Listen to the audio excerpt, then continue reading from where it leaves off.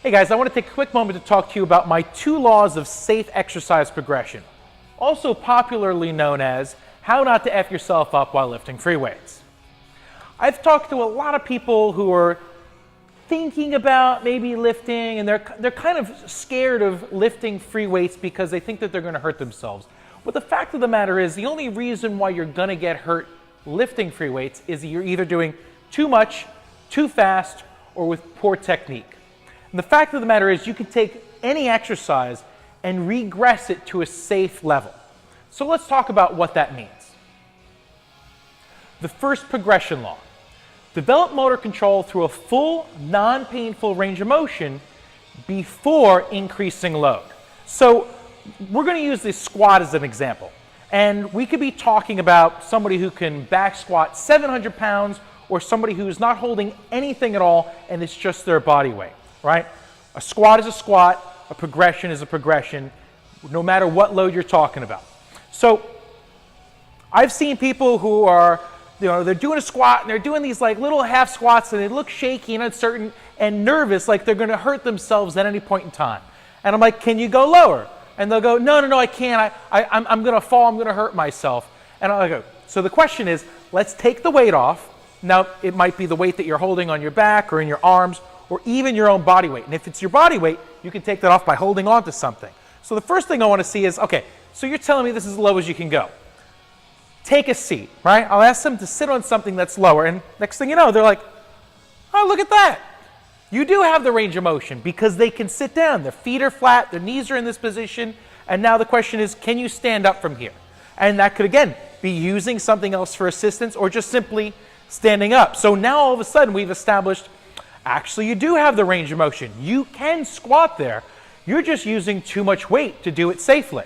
So get rid of the weight and let's work on just simply being able to squat as low as your joints will allow you to go without pain, right? So if I'm working with a client right now that she might not be able to actually sit all the way down. As soon as she gets to this point, boom, she drops. So let's safely grab a seat and then just start.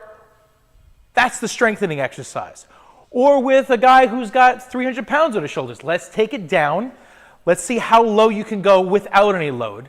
And now let's slowly increase the weight so that you can do it safely with good technique, bracing, securing your back, keeping the knees in the proper place, feet are flat, and slowly develop the strength so that first you can go the full range of motion safely and securely with confidence using your body weight, and then slowly adding weight to it till we get back up.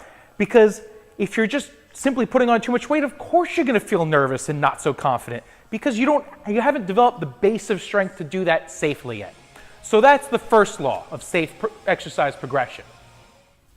The second progression law is increase strength before increasing speed or endurance. What do I mean by that? Okay, so let's say you've gotten to the point where you can do 10 squats all the way down, full range of motion, whether it's your body weight or it's 225 pounds on the bar. But that's your limit, right? You can do 10, and that's about all you can do. Now, before you decide, great, I'm going to take the same exact amount of weight, and now I'm going to do 10 really, really fast.